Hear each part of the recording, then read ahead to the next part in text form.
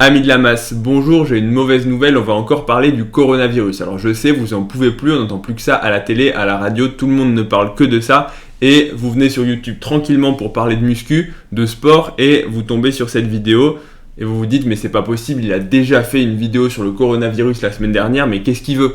Le problème, c'est qu'il y a une théorie qui nous dit que le sport, dont la musculation et dont les sports d'endurance, le fait d'aller faire un footing, un jogging ou autre, eh bien, ça entraînerait une immunodépression. Concrètement, ça abaisserait nos défenses immunitaires pendant un petit moment qui suivrait la séance. En gros, un effort physique intense nous mettrait KO et nous rendrait susceptibles aux infections. Et donc, potentiellement, après votre séance de muscu, eh ben, vous allez attraper le coronavirus craché par votre collègue de la salle de sport ou par le mec qui a mis sa transpiration et qui s'est mouché dans sa main avant de toucher les barres et les haltères. Donc est-ce que c'est vrai ou est-ce que c'est un mythe ? On va faire le point dans cette vidéo qui va être intitulée Sport, immunodépression et coronavirus. Générique.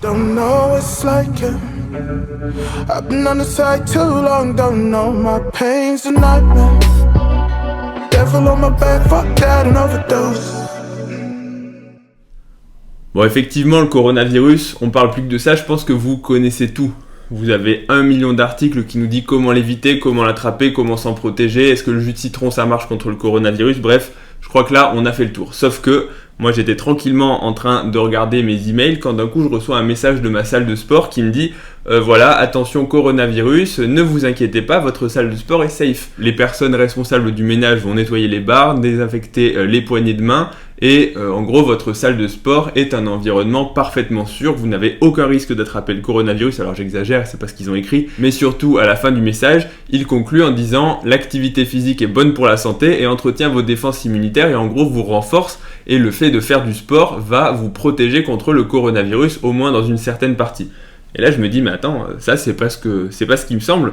Moi, dans ma tête, j'avais toujours eu la notion que le sport était associé à une immunodépression post-effort. En gros, le fait que de faire une séance de sport assez intense et relativement brève, on parle pas forcément d'aller faire un marathon, mais qu'en gros, l'activité physique allait nous mettre, entre guillemets, KO, et par conséquent, nos défenses immunitaires allaient être, elles aussi, être fatigué et donc on allait avoir une période après l'entraînement où on allait être plus susceptible aux infections, donc aux bactéries, aux virus et donc potentiellement au coronavirus. Donc je me suis dit peut-être que ce serait bien de faire une vidéo justement pour parler de ce sujet. Pas forcément le coronavirus, après c'est sûr que c'est la bonne période pour en parler, je vais pas mentir, ce genre de vidéo c'est la bonne période pour les sortir parce que dans un an on n'aura plus rien à faire d'immunodépression alors que maintenant c'est l'occasion de faire passer un message et de vous instruire avec un sujet qui va vous intéresser parce que je pense que vous vous demandez est-ce que le fait d'aller à la salle de sport va me rendre susceptible et en gros est-ce que je devrais au contraire rester chez moi pour ne plus faire de sport. Alors là je vais vous répondre tout de suite, moi j'ai envie de vous dire oui, restez chez vous et ne venez plus à la salle de sport, comme ça moi je vais y aller, dans tous les cas je vais continuer à y aller jusqu'à ce que ça soit fermé parce que bientôt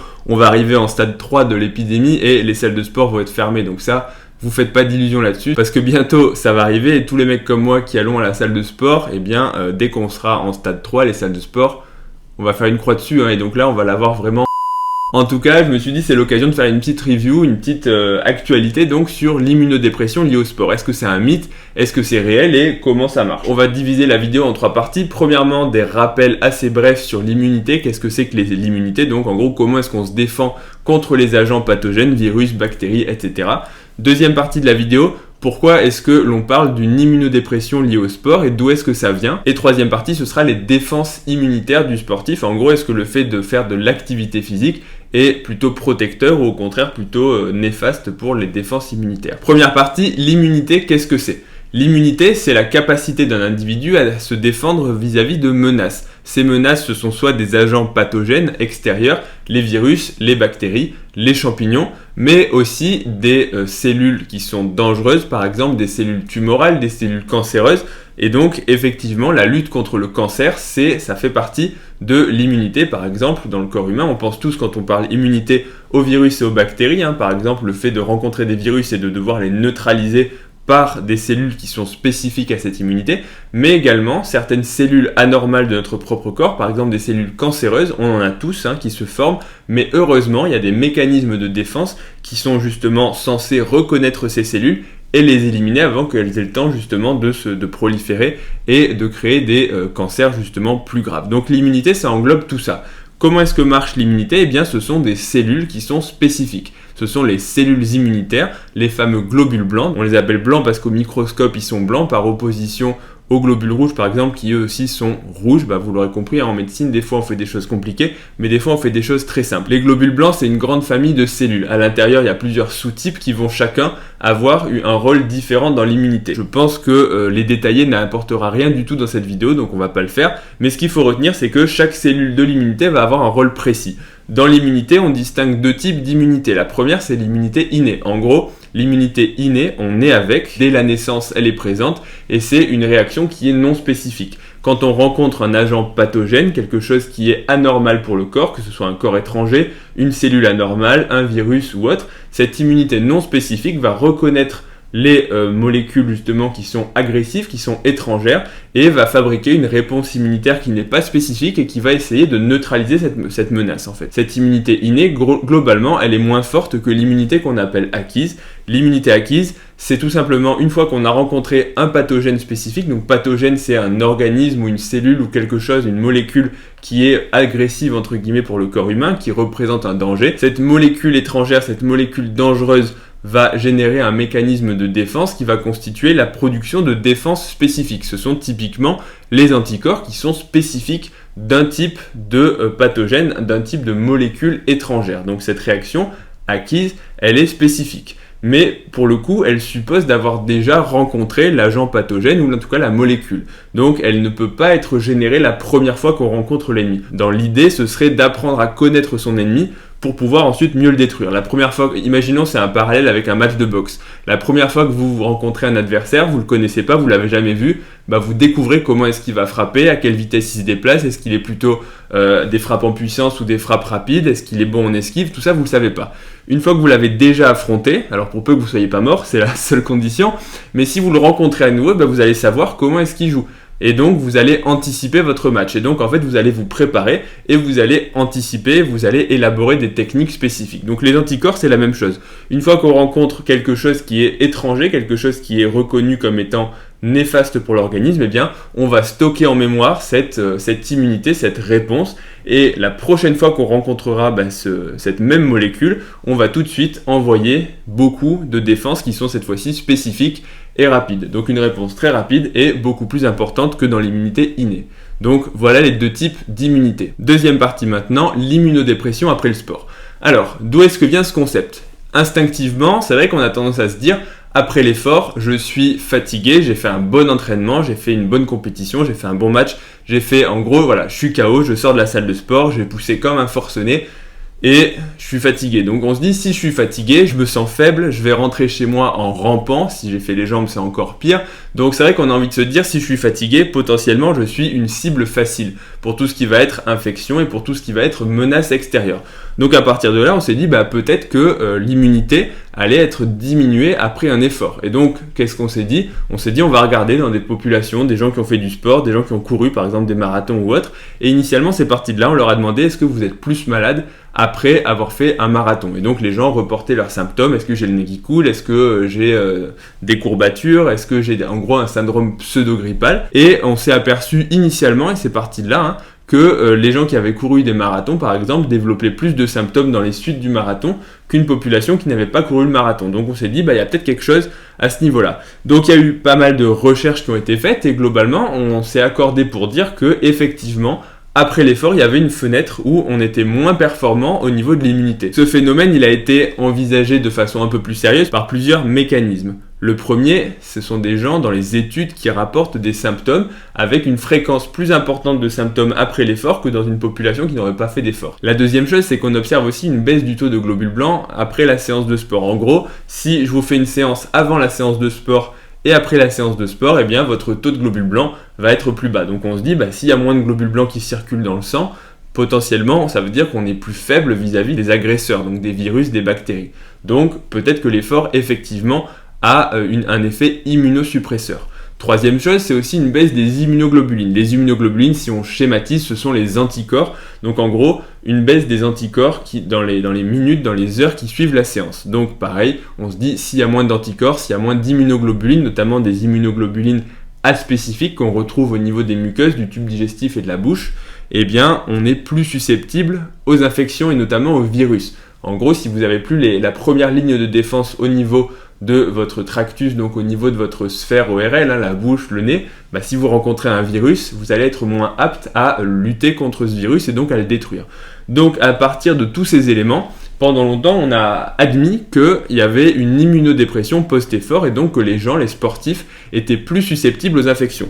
Donc là, je devrais arrêter la vidéo ici et vous dire attention, surtout ne faites plus votre séance de sport, n'allez plus à la salle parce que voilà, si vous parlez à une personne après avoir fini votre séance, il va vous postillonner dessus et donc son coronavirus, il va aller directement dans votre nez ou dans votre bouche et vous allez avoir aucun moyen de lutter. Donc s'il vous plaît, restez chez vous et laissez-moi la salle pour que j'aille m'entraîner tranquillement. Malheureusement, c'est peut-être pas le cas, ou plutôt heureusement, parce qu'en fait on est content d'avoir une meilleure santé, d'être en meilleure forme quand on fait du sport et surtout de se dire qu'à chaque fois qu'on sort de la salle de sport après une séance, on risque pas de choper la grippe ou de choper une saloperie en traversant la route ou en parlant à quelqu'un. C'est plutôt une bonne nouvelle. Donc il y a une étude qui est assez bien faite, là, une review, qui s'est penchée sur la question et qui dit en fait probablement que cette fenêtre d'immunodépression après l'effort, c'est un mythe. Ok, il y a bien une baisse des lymphocytes, une baisse des immunoglobulines, et les gens peut-être qui déclarent avoir des symptômes, un peu d'irritation au niveau des voies aériennes, un peu de difficultés respiratoires, le nez qui coule, mais peut-être qu'en fait ce ne sont pas des virus,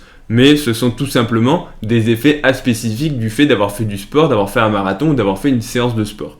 Donc ils se sont penchés sur la question et ils ont en fait analysé toutes les données concernant l'immunité après le sport. Donc qu'est-ce qu'il en ressort ? Il en ressort qu'en fait, probablement qu'il n'y a pas d'immunodépression après l'effort. Déjà, toutes les études qui rapportaient que les gens étaient plus malades dans les suites d'un marathon, d'une épreuve d'endurance ou d'une séance de sport, en fait, ce sont des études qui étaient déclaratives, c'est-à-dire que c'était des gens qui déclaraient seulement leurs symptômes, mais ils n'ont pas été testés. Et dans les études où les pratiquants de sport, donc les sportifs, ont été testés par des médecins avec des prises de sang et des symptômes objectifs, en fait, le taux, il est strictement pareil. Donc ça veut dire quoi ? Ça veut dire qu'il y a peut-être effectivement une déclaration, une survenue d'événements ou de symptômes supérieurs après le sport, donc le sport peut-être est un vecteur, mais ce sont des symptômes en fait notamment respiratoires qui ne sont pas liés à des virus, mais qui peuvent être simplement liés au fait d'avoir une irritation à force d'avoir beaucoup respiré. Par exemple, vous faites un marathon, vous êtes à l'extérieur, il ne fait pas forcément très chaud, vous respirez de l'air peut-être pollué et surtout vous faites un effort intense. Donc vous pouvez avoir des réactions allergiques parce que vous respirez des pollens, vous pouvez avoir de l'irritation encore une fois à cause de la pollution. Au final, tout ça, ce sont des symptômes aspécifiques qui ne sont pas forcément liés à une infection.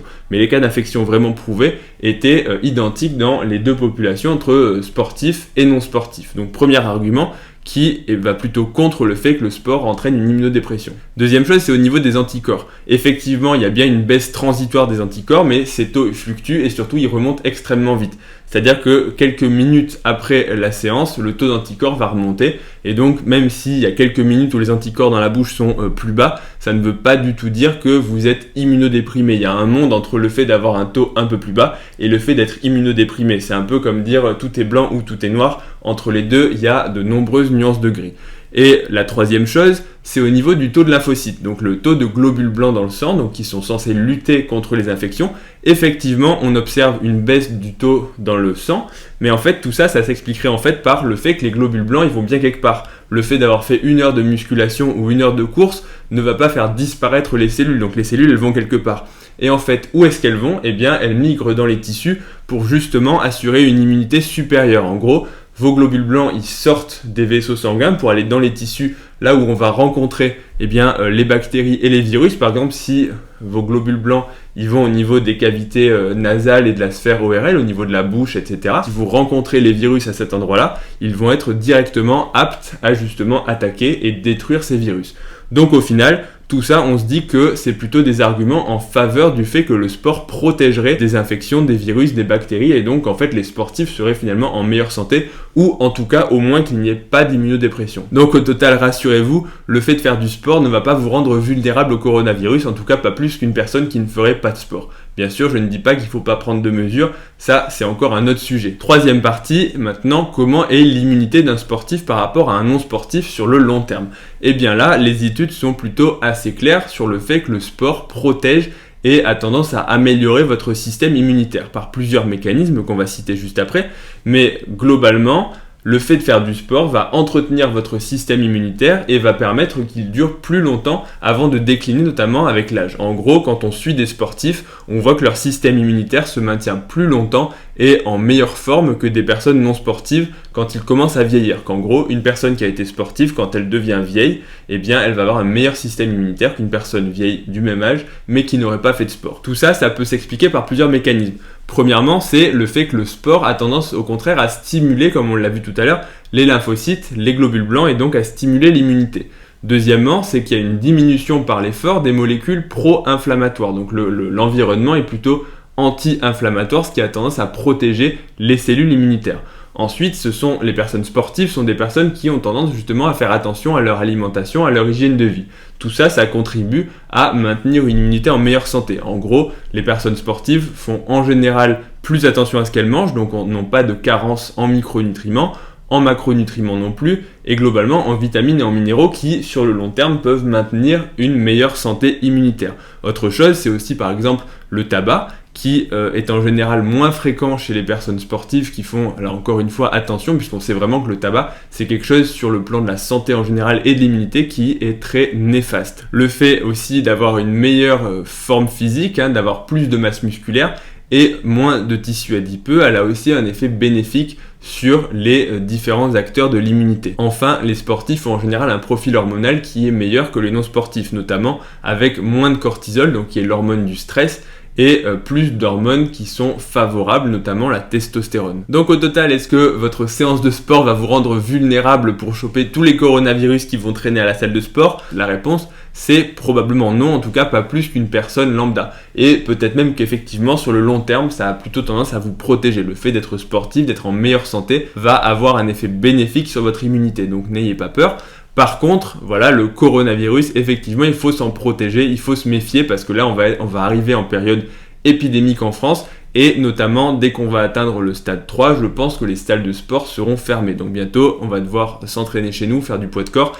Et d'ailleurs, ce sera le sujet de la prochaine vidéo parce que je vais vraiment surfer sur le buzz jusqu'au bout et je vous expliquerai comment vous entraîner chez vous dans un environnement confiné en période de coronavirus.